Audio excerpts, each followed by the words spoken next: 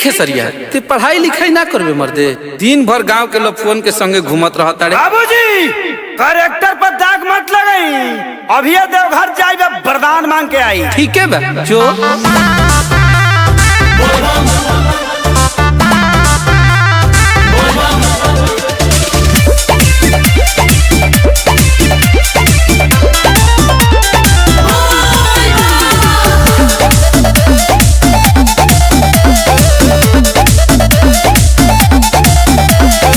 भंगिया धतूर ली हाई चीख ली, अपना सेवा कवा के बाबा ये तो भीख दी।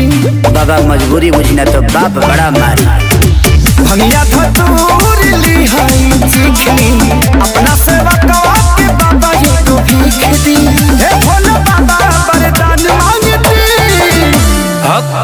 हम तुम्हारी तपस्या से प्रसन्न हैं, बताओ तुम्हें क्या चाहिए। 3 चीज, एगो नारी एगो गाड़ी नोट छापा का मशीन, एगो नारी एगो गाड़ी नोट छापा का मशीन, एगो नारी एगो गाड़ी नोट छापा का मशीन। ओम नमः पार्वती पतये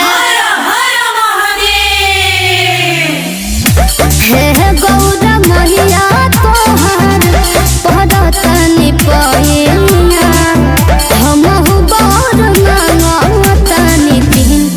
हम तुम्हारी तपस्या से प्रसन्न हुए बालिके, बताओ तुम्हें क्या चाहिए। सुन घर एगो घर एगो वाशिंग मशीन, सुन घर एगो घर एगो वाशिंग मशीन। बालिके ये वॉशिंग मशीन क्या होता है। माते ई आधुनिक युग के कपड़ा धोए वाला मशीन हो।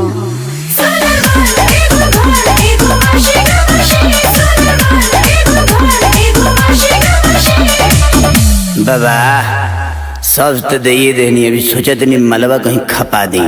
इतना कुछ मिलने के बाद क्या क्या करोगे भाव। सुनी बाबा, ले पे जात पानी हम तो महल होया करिया रे बाबा, चढ़े खाती दिन बिया बकी हर चूला रगड़िया रे बाबा, देनी लौटाई हम दुखवा के दी।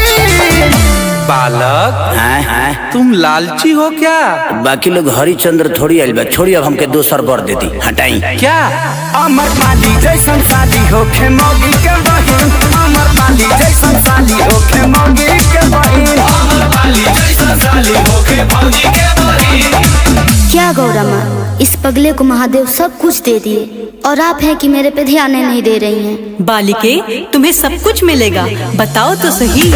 Thank you so much Gaura माँ, तोहरा जैसन के बोला सच कहता नहीं तोहर गजबे बसी। माते बोलो। एक लड़के से बहुत प्यार करती हूँ, अगर आज्ञा हो तो वही मांग लूं।